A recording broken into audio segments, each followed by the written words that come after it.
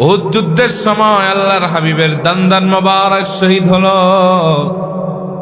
আল্লাহর হাবিবের মাথা মোবারক ফেটে রক্ত মোবারক ঝরে রক্তাক্ত হলেন। কোথাও কোথাও ছড়িয়ে গেল আল্লাহর হাবিব, তিনি দুনিয়াতে নাই। হযরতে হানজালা ইবনে আমির আস-সাকাফি রাদিয়াল্লাহু তাআলা আনহুর ছিল ফুলসজ্জার রাত। স্ত্রীর সাথে একান্ত সাক্ষাতে মনোরম পরিবেশে জীবনের একটি আনন্দ ঘন মুহূর্ত তিনি পার করছিলেন। হঠাৎ করে তার কানের ভেতরে আল্লাহর হাবিবের শাহাদাতের খবর আসলো। তিনি এক লাফ দিয়ে স্ত্রীকে ছেড়ে দাঁড়ায় গেলেন। আল্লাহু আকবার! স্ত্রী বললেন, কি ব্যাপার? ফুলসজ্জার এই সুন্দর মনোরম আনন্দ ঘন সময় ছেড়ে স্ত্রীকে একা রেখে কোনো সুপুরুষ উঠে দাঁড়ায় নাকি? তিনি বললেন, স্ত্রী, আমার কানের ভেতরে আল্লাহর হাবিবের শাহাদাতের খবর পৌঁছে গেছে।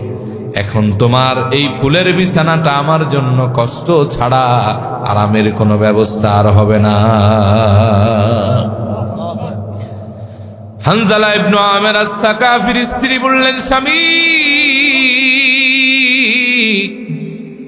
রাসূলুল্লাহ তো আপনাকে রুখসাত দিয়েছেন, যুদ্ধে যাওয়ার তো আপনার অনুমতি নাই, তাহলে কেন যাবেন?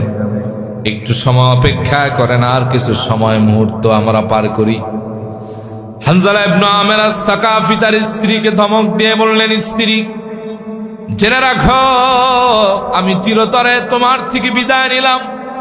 আমার মন বলে আমি উহুদের ময়দানে শাহাদাত বরণ করব।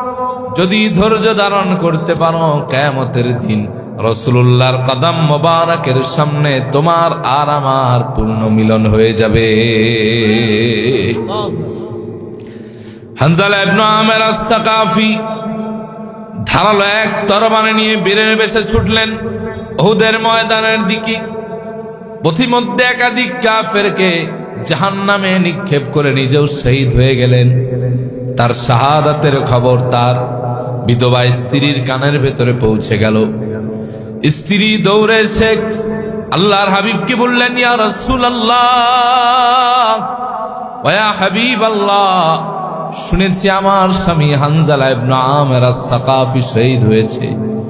ওগো নবীজি, শহীদদের তো কোনো গোসল লাগে না, তাদের তো বিনা গোসলে দাফন হয়। কিন্তু ওয়াকানা জুনুবান ফিল লাইল, আমার স্বামী গত রাতে অপবিত্র অবস্থায় ছিল, তার উপর ফরজ গোসল ওয়াজিব ছিল।